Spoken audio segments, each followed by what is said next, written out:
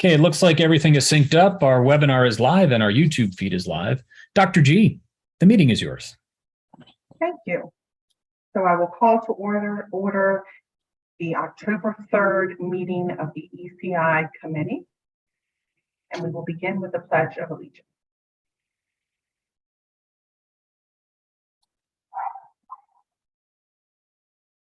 I pledge allegiance to the flag of the United States of America and to the republic for which it stands, one nation, under God, indivisible, with liberty and justice for all.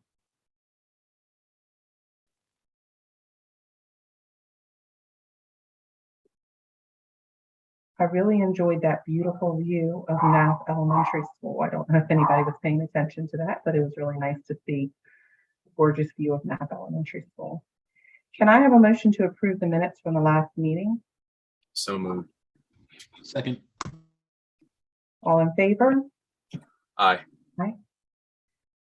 Minutes were approved. And now we will move on to the first item of business on our agenda, which is student travel.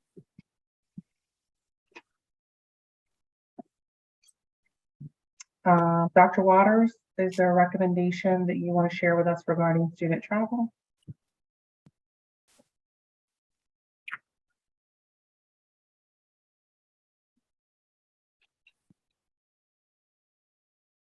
We cannot hear you.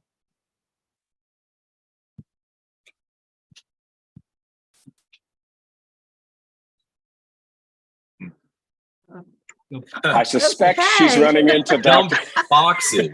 I was wondering why nobody was was talking to me. I'm like, good evening. And I'm like, everyone's just staring. I'm sorry. I think there's something going on with my laptop, but fortunately I'm next door in Dr. McKenna's office. Okay, so yes, we do have 4 student travel items on the agenda tonight that we would recommend being approved. The first one, actually the first 2 are ski trips.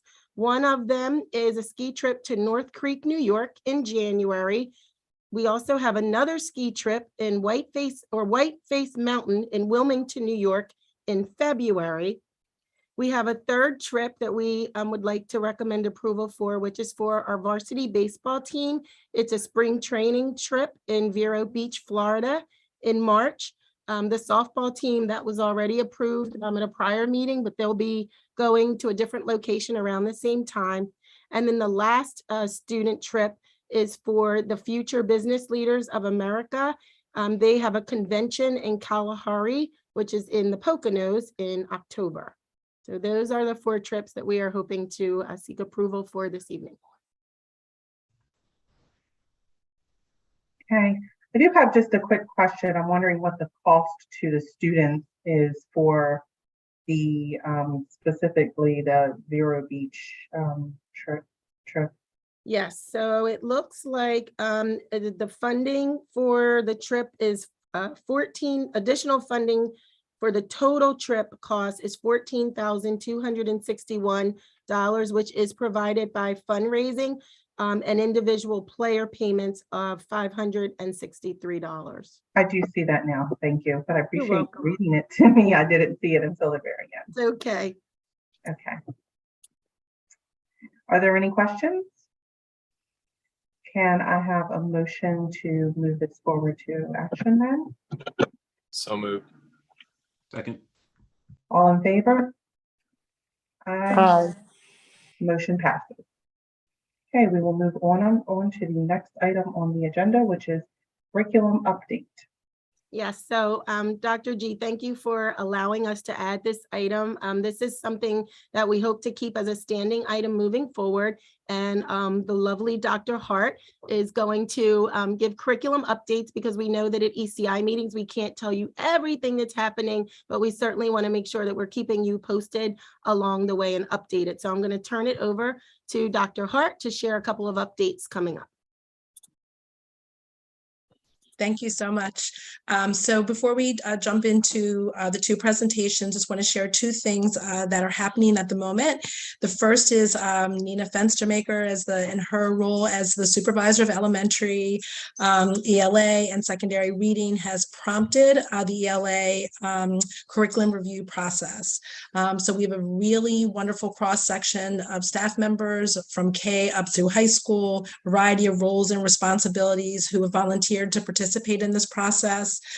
We've had one large group meeting in August, and then each member of the committee had an option to choose a smaller committee to participate on, with they either focusing on the resources, other ELA resources that are being used in neighboring districts as well as across the country, research regarding best practices in ELA instruction, and then a data group that's really looking at our current student data, looking at areas of strength, areas of needed growth, and we want to be able to use that information in making recommendations.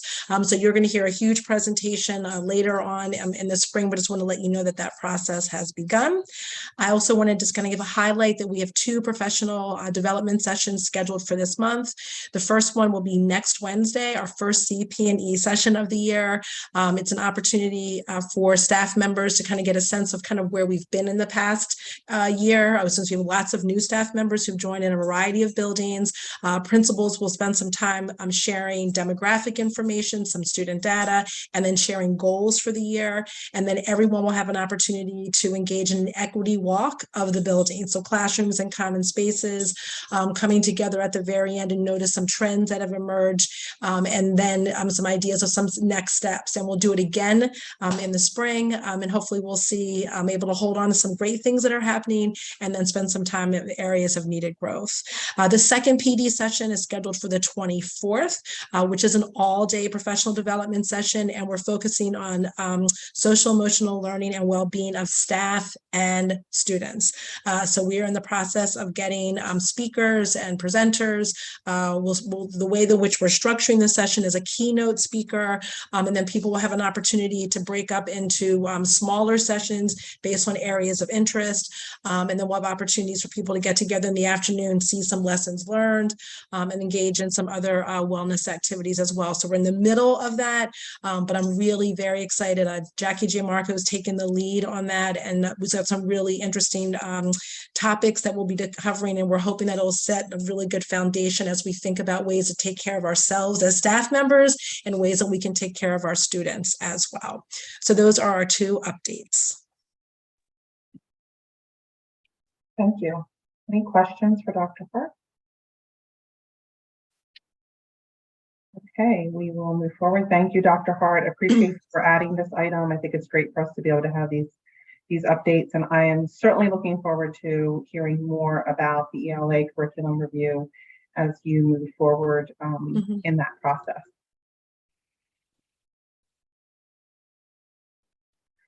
Okay, so we are going to move on to an ELD update.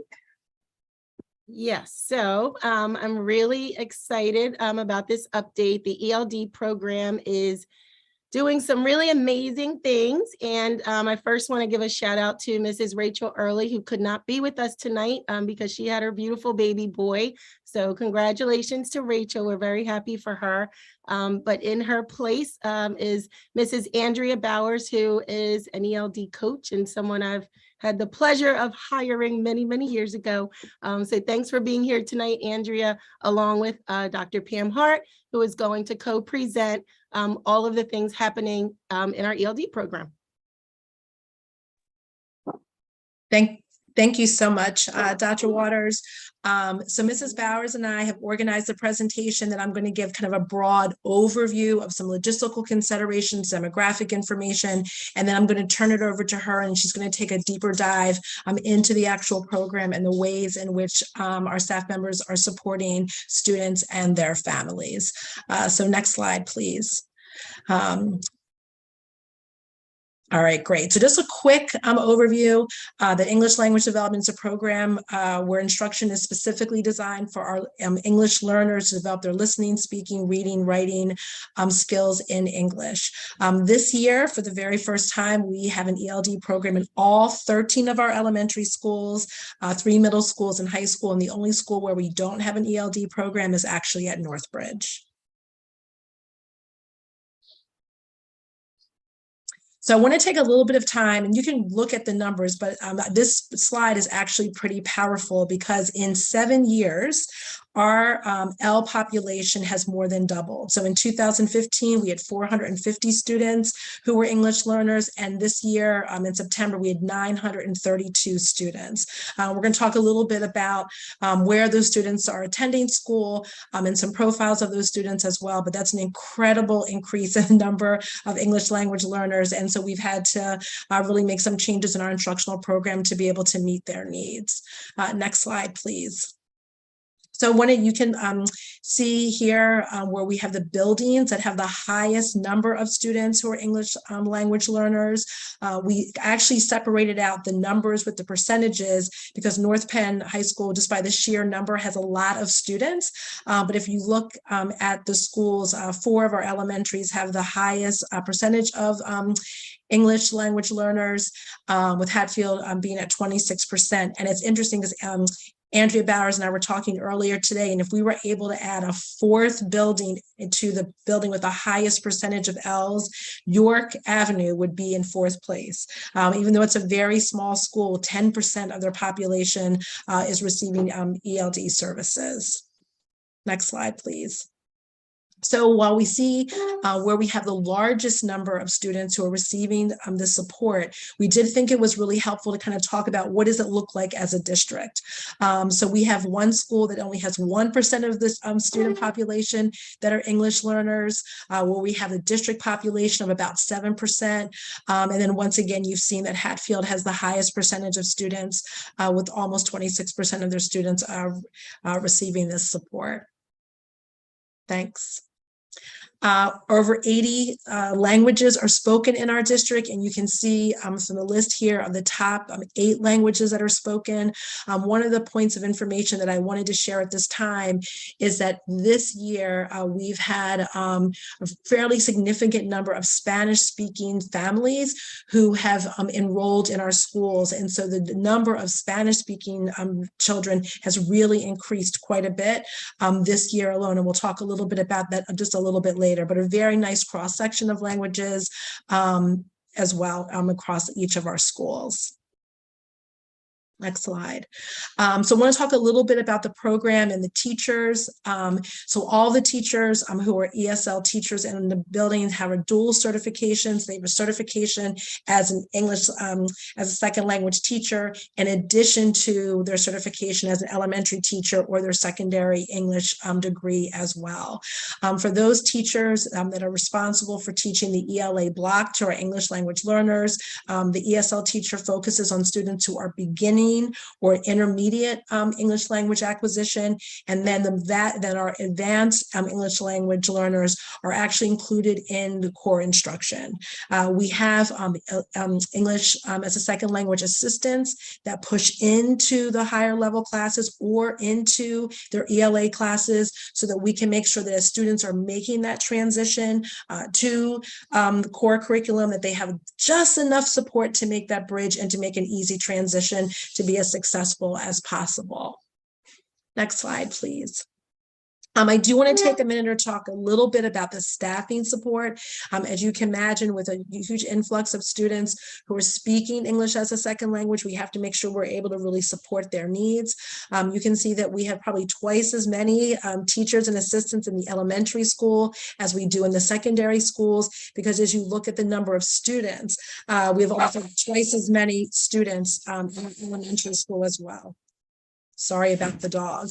One of the things I do want to make sure that I'm really clear in sharing is that 50% of our students in the elementary school are beginning English language learners. And so we want to do everything that we can to meet those needs and to make sure that their transition to school as smooth as possible.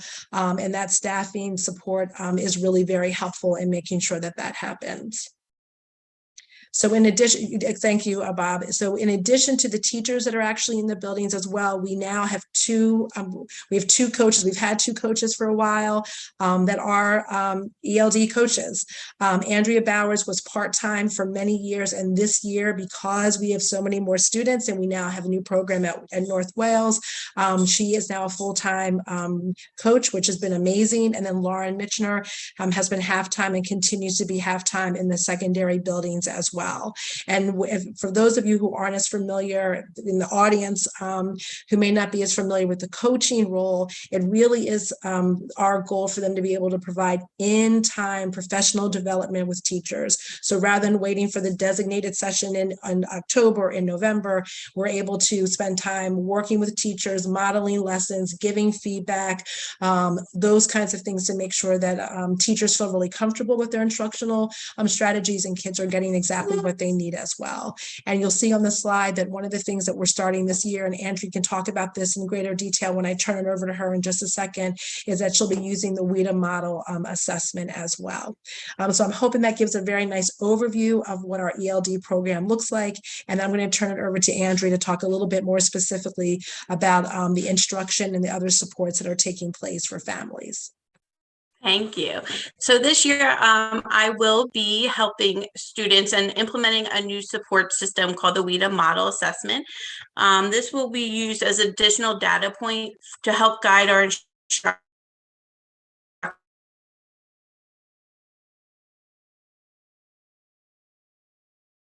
Looks like we might have lost Ms. Bowers. Dr. Hart, are you able to continue until she comes back? You're muted, Dr. Hart. Yeah, I'll give it a whirl. Is she back? Is she there? Am I here? Yeah, you're there. Yay. Sorry, I don't know. So I was just talking about how this year I will be implementing the Wida Model Assessment, and this will help. It will just be an additional data point for students and to help us guide their instruction and curriculum resources. Next slide, please. So how do we enter students into the program? It all starts with the registration process, where all students in North Penn receive the home language survey. If another language is indicated on the home language survey, the registrar will contact the schools, who will then contact the ESL teachers. If another language is spoken at home majority of the time, the ESL teachers will call home to the families and conduct the family interview. This is provided by the state, and it's a list of questions that we ask. Depending on the questions and the answers that are provided, teachers will evaluate the students either using the Wida screener, which is our assessment provided to us by the state of Pennsylvania, or we can also do an evaluation of records depending if they're coming from a different school or district. Thanks. Next slide, please. For a student to be able to exit the program, which is now called reclassification, Pennsylvania has their own reclassification criteria. A student must score a 4.5 or higher on the access test, which is done in January. We typically don't get the results though until about June. That score and also the language use inventories, which are completed by the ESL teacher and classroom teacher, will help us determine whether a student is eligible for reclassification. Once a student is able to be reclassified, that student is then monitored for another additional 4 years. Those students who have been reclassified are not included in the numbers that were provided earlier. Next slide, please. Some additional supports that we have for our students are the elementary ELD summer program, which is paid through our Title III funding. The last few years it has been virtual, but we're hoping to go back in person eventually. The ELD support for secondary summer school, we do provide a teacher to help the secondary summer school. We also have been offering the English for Everyday course, which is by community ed. And we have one of our ESL teachers providing that instruction to adults in our community that want to learn English. We also have an ELD family night every year. We also did in-person registration sessions with translators, and we also get various documents and resources translated as well. Next slide, please. Some district resources that we offer are TransPerfect, which is the verbal and written communication. We also are starting something brand new this year, which we are all very excited about, is Talking Points. It's a texting communication for parents and guardians that teachers or staff members can text families, and it will translate automatically into their language. We also have the S'mores newsletter. We have the North Penn website, which has the drop down to different languages. We provide links at the bottom of emails for different languages. And we also have contracted district in-person translators that we use from time to time. Next slide, please. Here are a couple helpful videos that we have created to help teachers and staff use TransPerfect. One is by using it on the phone, and one is you are able to use TransPerfect through a Google Meet, which was very helpful during virtual learning. And then here's a list of all the languages offered, which are a ton. So I haven't come across a language that we've needed that they did not have. Next slide, please. Some best practices for ELs are using visuals, simplification of language, streamline of communication, and our Wida can-do descriptors, which are provided by the Wida Consortium, which helps provide us with what students can do at their specific level. Next slide, please. So that's the end of our presentation. So if you have any questions, please let us know.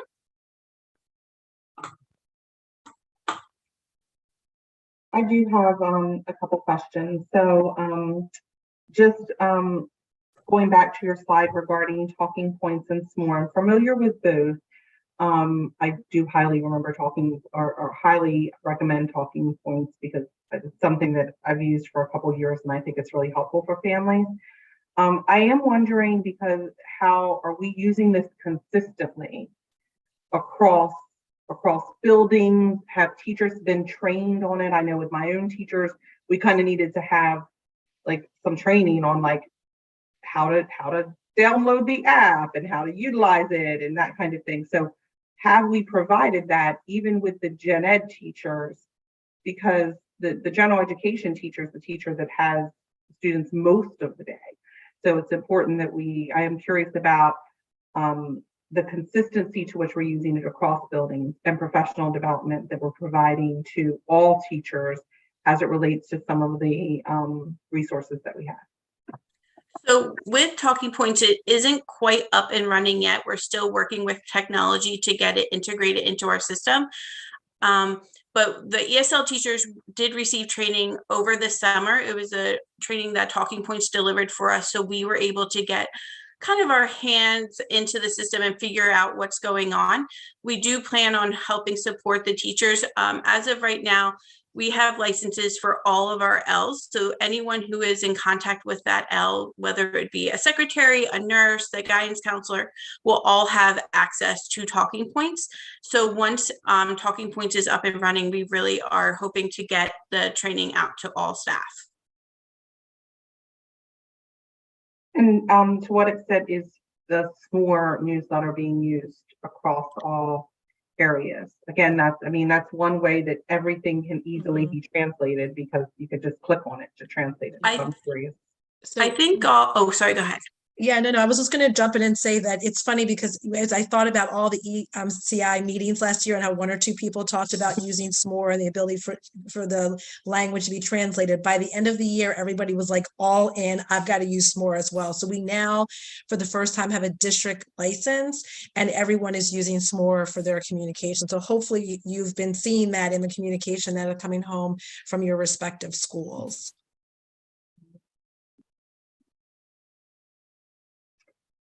Thank you. My only other question was about translation of forms and to what extent we make sure that even from the registration process that for our forms, medical forms, vaccinations. I mean, these are all things, having known some families who have been through this and worked with them, that one of the things that they say from the very beginning is like even just knowing what vaccinations they're supposed to have. I mean, if you're coming directly from another country, such as, you know, Russia or Ukraine, the vaccinations aren't necessarily the same. And as we all know, you can be excluded from school by a certain date if you don't have those vaccinations. So I am wondering to what extent we translate all of the different requirements that we have as American schools so that all families have kind of access to this. Well, it's interesting. Yeah, it's a really great question. And one, I know that Dr. McKenna and I have been meeting with, particularly in the spring, with Deb Vazo, who's a registrar, with those exact questions. We have begun to translate some of the forms. I think that was actually on one of the slides. One of the things that was a hurdle is that our registration is online, right? And so we're still kind of working, and that's in English. And so we're trying to work on that piece, which is why we offer the in-person registration, so that we can kind of walk people through the information. Some of the feedback that Deb Vazo has shared is that the vast majority of families who speak English as a second language are coming as a part, I don't necessarily of a group, but they have connections. There are family members or friends or churches or other community organizations that know that they're coming and actually have vaccinations ready to go, and all the information that I would not have ever anticipated them having ready, they've had that information.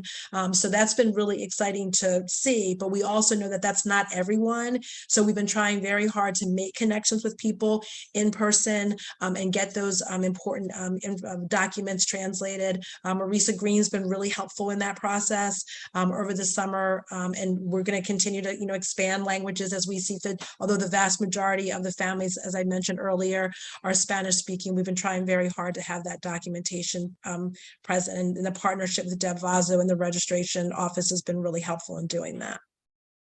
I'm assuming we have an ELD family night. When is that?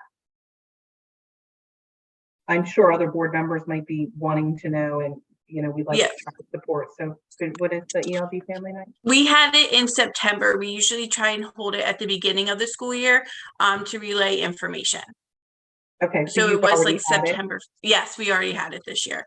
Will you only have one, or will there be another check-in with families mid-year, or? So typically we only have the one, but in my new role, I do hope to be able to have more nights where families can come out and receive information in a more social setting. Yeah, I was just going to say, I think that's really important to consider having another one also, because it's not just the resources. We can provide them resources for the community, and they might not know what they need yet, but mid-year, it might be helpful for us to be able to provide them resources. Like, for example, one of the things that I think is great is the English as a second language for adults, and like making them aware of that resource in our community. So I'd love to see a second night, and it would be great if you would invite any of us board members, because we would certainly love to come and support our families. And so I will, if there's any other questions from the committee, that's all that I have right now. Thank you so much. Yeah, thank you, Andrea. I had one question. I was kind of interested in just what the program kind of looks like to this extent. I recognize that different students, different ages and backgrounds at different levels come in and work with you, but clearly there's a higher concentration in the elementary school than in the high school. So as best you can, assuming that I'm kind of talking about a student that is coming in without much English, how much time does a student typically spend, or what is kind of an expected amount of programming that we're giving a student before they get to that 4.5 on the access test and move to a monitoring level? So typically when a beginner student enters the program, we would see them for almost the entire ELA block, depending on staffing at each building and the support and the schedule. Our goal is to see them RLs for as much time during that ELA block as possible. And then sometimes our assistants, if we're able to can push into content areas such as math. So during that time, we provide a curriculum called Reach, where we help support our English learners with their language. I guess even sort of a follow-up to that even is like just in terms of the amount of any years they might spend in their way through the program. It can really vary student to Understanding that, right. student. So some students could spend 2 to 3 years in the program, while others could spend 6 years or more, depending on the language and their background. And it's of course a diminishing level of support as they Correct, as the years move on. progress, Yes. right? Wow, 6 years. Okay. Yeah, some we've had some students in a little bit longer too, but it depends. Okay. Great. Thank you. Sure. Just a quick follow-up to Mr. Fusco's question regarding your answer to his question. You were saying that the assistants will sometimes push in. If I'm a beginner and let's say I have, limited English proficiency, maybe I speak no English, right? And I'm a kindergartner or a first grader. Do we have the resources to provide assistants that are able to support in the general education classroom throughout the day, so that that can be lonely and difficult, and it can be hard for the classroom teacher who might have 25 kids or 24 kids to be able to make sure that they can support them. And what I just described, I don't think is really an outlier, because what you said was there's 50% of our kids that are beginners. And so that's out of 800 students, that could be 400 students. So I'm just wondering what that support looks like in the general education classroom. So that also depends on building to building. Not every single building has an assistant. So some of our smaller buildings might not have an assistant present all day. And our assistants are 5-hour employees. So they come for a specific amount of time in the middle of the day to help support as many students as possible. But there is not always a student, an ESL assistant available to help support every single student in every content area. But that is a specific role. Oh, sorry. I'm sorry, just curious. That is a specific role. It's not like a classroom assistant who happens to be helping. Correct. It's an ELD assistant. Correct. Okay. In a building such as Hatfield, as an example, where I think you said 125. Yes. How many teachers and how many assistants? There are 4 teachers and 4 assistants. Okay. Which is our largest population of teachers and assistants in the elementary. Okay. All right. Thank you. I very much appreciate the information. And it's helpful for us to know what resources you have, because we want to make sure that the resources are there for all students, and that, as administration, as we are talking about what the needs are for our buildings, we want to make sure that we're informed. So it's always helpful to have you who are working in real time come and talk to us about the needs of the program. So thank you so much. Thank you for having me. I appreciate it. Mr. McBain, did you have any questions, or Dr. Wanda Lewis Campbell? No, thank you. Okay. Yes, Dr. G, I do have a question. Okay. And it pretty much deals with the staffing resources.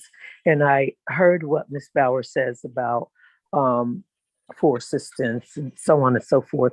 So it's making me wonder, if we're having an influx of Spanish-speaking students, is there a need, and I don't know if Dr. Hart or Dr. Waters can answer this, is there a need for us to look at hiring bilingual Spanish-speaking teachers for the future? Because I don't think that influx is going to stop. And I'm just wondering, would that be more helpful for us, for those children on the elementary school level? So Dr. Lewis Campbell, that's a really good question. And of course, we are always trying to make sure that, when we hire staff members, if there are diverse staff members who are highly qualified. They're always welcome. We are very fortunate in some of our buildings, certainly not all, where there are some people who happen to speak Spanish. I know at Hatfield, for example, there is a classroom teacher who has we've leaned on quite a bit when I was there, and I'm sure they continue to do that. And there was also an assistant there at a point in time who was really, really helpful. You know, if families came in, they're certainly willing to sit in meetings, and you know, we can kind of get creative with coverage and things like that so that they can help support our families. But fortunately, we also do utilize the TransPerfect system quite a bit, so that when you don't have someone who happens to speak Spanish or another language, because some of our ESL teachers and assistants also speak other languages, and just some of our other staff members in general. But when that isn't the case, the TransPerfect system is really helpful because we can translate and have conversations in pretty much any language. Thank you. You're welcome. Okay. If there are no other questions on this topic, then we will move on to the next item on the agenda. I Okay. believe is math. Yes, middle school math. So Dr. G, this last agenda item or last presentation tonight, I'm really happy to welcome back our supervisor of secondary STEM, Mrs. Donna Dome, and our two amazing instructional math assistants at the secondary level, Melinda Lyon and Rebecca Russo. They're here tonight to talk to you about the positive impact that interventions have in math. So I will turn it over to you ladies. Take it away. Dr. Waters, I'm actually going to do the intro. Okay, Dr. Hart, go for it. It's all great. You did a great job already. We were hoping to be able to present this in the spring, right when the case study was over. And so we really appreciate the opportunity to have these lovely ladies come back and be able to talk about the project that they engaged in. I thought it was really important for us to give this presentation because as a committee, you have been incredibly passionate about making sure that we address issues of disproportionality. And so I think we're going to see a really wonderful example of ways in which staff members pair with coaches and to really be able to look at student data and really kind of push kids forward and look at some really creative ways of doing things a little bit differently. I also love the opportunity for Melinda and Rebecca to be here because they, in their roles of secondary math coaches, wear lots of different hats. And I think that through their presentation, you'll get a sense of the many roles and responsibilities that they have as well. And Donna Dome will just be able to kind of provide a great overview. So Bob, if you wouldn't mind just going to the next slide, please. I do, even though we're going to talk about this, the MTSS case study, we're going to be kind of bebopping back and forth between the work that was done, but also really highlight the multiple hats that our learning coaches wear throughout the days, the weeks, and the months. And you can see here on the slide, lots of different roles. And I do think as we go through the presentation, you're going to see examples of each one of these roles and responsibilities as we kind of move through as well. Next slide. And just to kind of take a little bit of a deeper dive, our learning coaches belong to a consortium that's facilitated by the MCIU. And in that work, there are 5 major roles and responsibilities for coaching. And 2 of the coaching roles that we'll really be focusing on this evening are really identifying areas of need and barriers that might be preventing students from really making great progress, looking at data, working collaboratively with teachers to make sure that we're able to kind of do some things a little bit differently. And then also, how do we work with teachers to monitor their instructional practices to make sure that students are making great progress as well, and then providing that in-time professional development. So I'm going to turn it over now to Donna Dome to kind of provide a little bit of an overview of the MTSS case study and the kind of how that got started. And then Melinda and Rebecca will take some time to talk a little bit about exactly what happened in math classes in the middle school. Thank you, Dr. Hart. Next slide. So last year, Patton, the Pennsylvania Training and Technical Assistance Network, offered opportunities for schools to learn more about the MTSS process in their schools by providing targeted professional development and support. And Pembroke Middle School had applied for and received a grant to be a part of this work. Next slide. So in working with them, we chose to focus our efforts on 7th grade mathematics since it is a transition year. We were also implementing a universal screener for the first time at middle school. We had 6th grade data to help compare it. And we also were looking at a place where we could, with the longer class periods, we were able to provide intervention support in addition to the core curriculum for our students. Next slide. So as Donna mentioned, we wanted to focus on a 7th grade class because we knew we would have historical data on these students from 6th grade. When we looked at the building's 7th grade data, one class stood out in that 82% of the students did not perform at or above benchmark on the Fall STAR assessment screener. This class was comprised of students that historically were performing 1 or 2 grade levels behind their grade level, their current grade level. So as a group, as we narrowed our focus to that particular class, we needed to choose a case study student to focus on the grant process. I pooled the data of 5 different students from this class who are showing a decline in the universal screener scaled score over the course of their 6th grade year into their 7th grade fall screener. As a team, we reviewed, discussed, and selected a female student. The team was made up of the principal, counselors, school psychologists, and others that have an understanding of the student population in Pembroke. Next slide. This graph shows that the case study students' historical data starting from 6th grade and the last point being the fall benchmark given at the beginning of 7th grade. You can see the students' scaled score had a downward trend. The universal screener also gives us a chance to drill down to see the individual student needs. As you can see, our case study student was performing at a 5th grade level and needed to focus on number sense with multiplication and fractions. Her percentile rank among grade level peers was 10. Using this information from our case study student and the class data, we decided that there was a need to do a class-wide intervention since 82% of the class were not at or above benchmark, and that the number sense with multiplication was a common need that was showing up for many of the students on all of the data reports. I used a tier 1 intervention template that was presented during one of the seminars run by Patton that focused on multiplication facts. The intervention included a practice round with a partner, an individual round, and then a self-reflection. I went into the classroom to model the intervention alongside the teacher.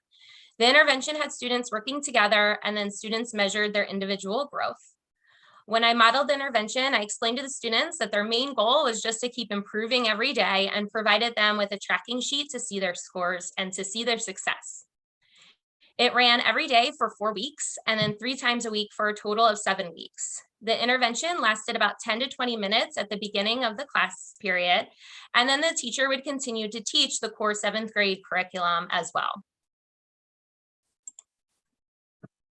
So the case study student had tremendous success. She started with about 28 facts on the first day and was averaging about 60 facts by the end. She moved to the on or above benchmark status on the STAR from fall to winter.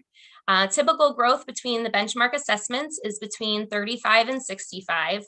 Our case study student's growth percentile was a 98. This means that she grew more than 98% of her academic peers. Her percentile rank moved from 10 to 56, which is based off of her grade level peers.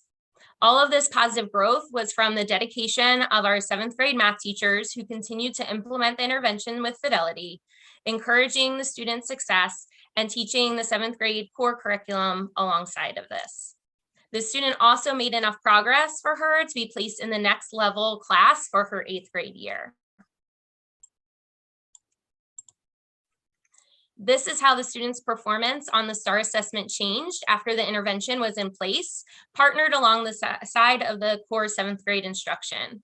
The last 3 points are from her 7th grade year. The first is the initial fall benchmark. So the first 5 points in this graph we had already seen before. The second was from the teachers when they decided to give the STAR as a progress monitoring point midway through the semester. That was about in November of last year. And then the last point is from the winter benchmark giving in January. Due to the semester block scheduling last year at the middle school, the student did not continue math beyond January. As far as the class data, since we did this intervention with the entire class, the students averaged an increase about 4 facts per day over the 7-week intervention. And then 76% of the class showed at or above typical growth, that's the SGP score, from fall to winter. Rebecca will now explain how we try to continue this growth we witnessed throughout the district. Yep, so as Melinda said, after reviewing the case study, we took the opportunity to then bring the intervention to all of the middle schools for the second semester classes. We targeted all of the similar classes, which included 3 classes from Penndale, 2 from Pembroke, and 3 from Penfield. Teachers started the multiplication fact intervention at the beginning of the semester and continued for about 30 days following the same time frame as was done in the first semester. The learning coaches were able to provide support by modeling the intervention routine in classes, providing support by providing fact sheets and answer keys, and tracking the student growth data. We were also able to meet with teachers throughout the intervention process to see how students were progressing. Next slide, please. So the January STAR assessment was targeted as the beginning data point.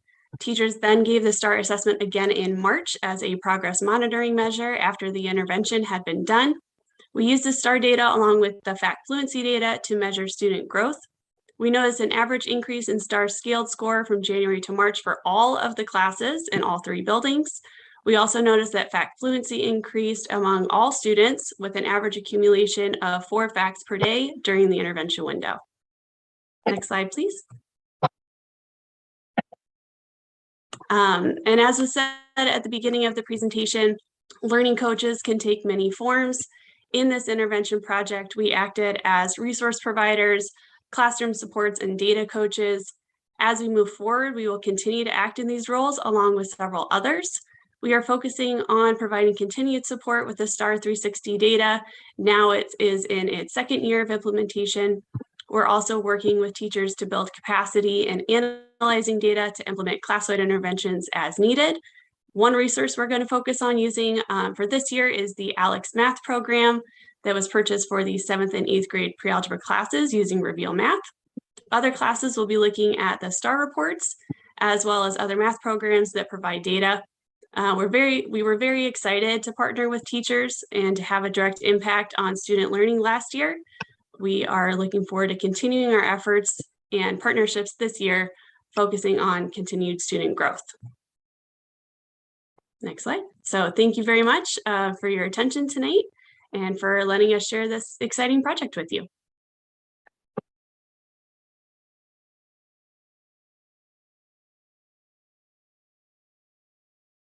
Thank you. That was amazing. I'm super impressed with just the way you approached the MTSS process, as well as the way you, approached the intervention in a very systematic way. So I certainly, I barely have any questions because you explained everything, which is really unusual for me. Is there anyone else? Tim, and thank you, Mr. McBain. I'm glad I can make you laugh. Is there anyone else on the committee who has any questions? I really just want to applaud you. I think it's a testament to, if you followed the MTSS process and you really focus in on the interventions and collect the data and come back to it, that it can work. So I really applaud you with focusing on that one student and the way that you were able to kind of pull that out at the tier 1 level to multiple students. So are there other questions from the board members? Mr. Fusco? I just would say, yeah, kudos to you in that work. When we can get to students at that tier 1 level, it makes everybody's life so much easier, including and especially the students themselves. So, this is great work. So thank you for that. I'm sorry, Dr. G, I just needed a chuckle tonight. So no, absolutely great work. And certainly as we keep exploring how COVID, put our students in other places that we weren't used to. This is certainly going to be a tool in the future that we can use in a number of different ways. So thank you so much for taking part in that. I am wondering to what extent we are now going to filter this out to other coursework, other the high school. What's next for this work?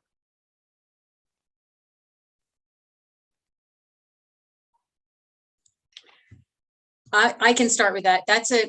It's an excellent question. What's next for the work is looking specifically this year on that one, the looking ahead part, looking ahead to other schools as well. We're just getting the beginning year data right now. So I think that plan is something that we're going to be developing because we've just completed the benchmarking as well. I know at the high school, it is more of the ABCs, attendance, behavior, and course performance. That's part of their MTSS process. So I know those are things that we're going to be looking at moving forward once we've started getting our beginning of the year data. So when you talk about attendance, behavior, and course performance, while certainly those can be linked, I think when you say course performance, I also wonder to what extent are we supporting kids. Performance to me says, how did I perform? What did I as a student do in order to, and sometimes I think we have to ask ourselves, like, what are we doing as a school? Like, what are we doing to ensure that students have, what are our success criteria? First of all, what's our success criteria so that we know that students have achieved what we want them to, have met the standards for that course. And then if we have that success criteria, what are our actions to help get them there and help push them to maybe that next level course? Because I think just focusing, you could have a child that, you talk about ABCs, attend school every single day and has no behavior problems whatsoever, and still does not perform well in the course. And that's your ABCs that you just described, right?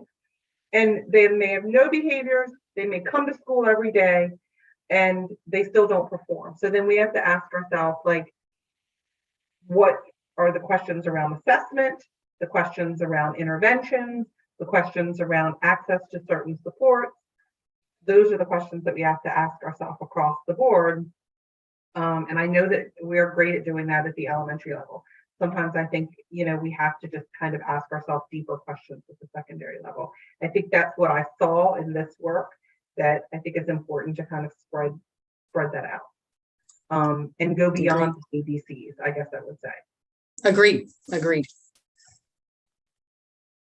I think that Dr. Hart had her hand raised.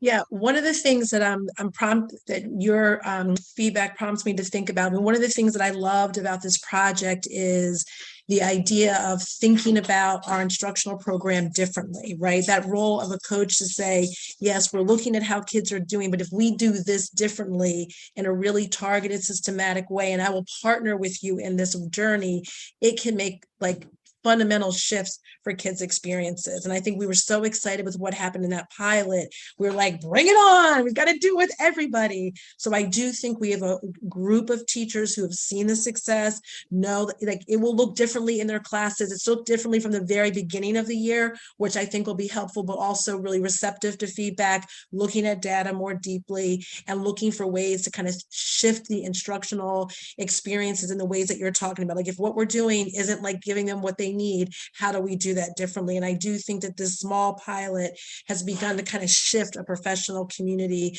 for our teachers to look at it that way. So I'm very excited about the kind of building on, and I do think that once you have some success, we can continue to build with other classes, beyond just the middle school as well. But that's sort of our, hope as we're moving forward.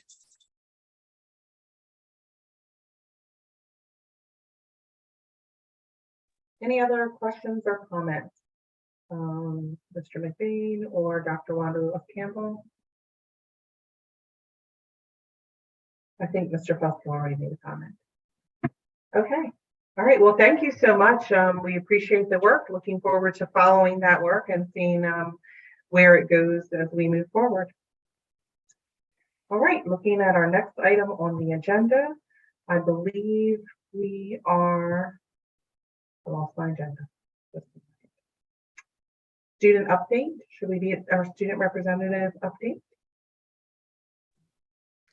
Just before I start, I just wanted to thank North Penn for how much the ESL program has grown, because I was an ESL kid in elementary school, and it's just very eye-opening to see how much it's grown, and I'm very excited to see how much better it's going to get throughout the years. And going off of that, October 11th, we have the college fair, and over 100 colleges and universities are going to be there representing. And I think that it's very important for students to go there and see what colleges they're interested in. And then also October 12th, we have the PSATs, which is free for juniors this year. And that's all. Great, excited about the college fair and the PSATs. Did you have to pre-register for the college fair, or is that something you can just go to? I believe so. You did have to pre-register, but I'm pretty sure the registration should still be open. And thank you for your feedback on the ESL program or ELD program. Okay, so we are, I don't believe there's any additional topics. And so we can move on to public comment before I read our scripture here. Mr. Gilmore, do we have anyone for public comment? Yes, we do have one person in the audience tonight. Okay. Individuals attending this meeting virtually and intending to speak to the committee should be aware that they are being recorded. In order to meet the requirements of Pennsylvania Sunshine Law, it is necessary to record the names of all citizens who speak to the committee during the meeting. To assure compliance with this requirement, it is essential that those planning to address the committee raise their hand electronically and state their name and municipality. As a reminder, the public comment portion of this meeting is designed for residents and taxpayers of the district to provide comment and feedback on matters being discussed at tonight's meeting or matters that may come before the ECI committee. It is not designed for debate or discussion with members of the committee. When appropriate, committee members may choose to respond to public comments that have been made or request that a member of the administration follow up with the speakers after the meeting. Members of the audience are asked to limit their questions and comments to 3 minutes. And with that, to mute the person who will be speaking at this time. Okay, first person up is Jason Lanier. Jason, I have enabled your microphone, so when you're ready to begin, please state your name and municipality for the record and begin your comments, please. Jason Lanier, Lansdale. Quick comment regarding, the ESL or whatever the acronym is or the initials are now. I think that's a positive look. I mean, right, as more people are learning to speak English at a older, coming in at an older age, so they're not sort of set up. Makes sense. Got it. Did have a question regarding professional development, but I'll say that for last. The case study, just interested in the overall aspect that, if I heard it right, they said 80% of the kids were below the benchmark.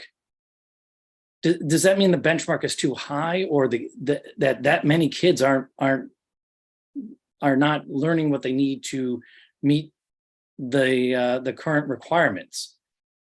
And McBain said something about this all having to do with COVID. I know this predates COVID. I am fully aware that it's predating COVID, because the people I know who work in university talk specifically about this, and specifically about math, in fact, and English, being that kids come in unprepared for both. And there's a lot of remedial math work going on. So I guess my question would be is, if there's that many kids, I mean, don't get me wrong, I think that working with kids and getting them up to the benchmark is great. I'm hoping that it's across the board, and all kids that need help get the help, regardless of whatever intersectionality they have. The kids that need the help get the help. But what does that say overall, I mean, the one student here you mentioned was at a 5th grade level going into 7th grade. I mean, that's a marked a marked decrease in where they should be for their benchmark. So if you guys could speak to that, like, is it the benchmark's too high, or is it that they're just not being prepped for at all in during the school year? The other question I had was regarding professional development. And is it possible for you guys use stakeholders, citizens, parents to attend a professional development course and see what happens in these?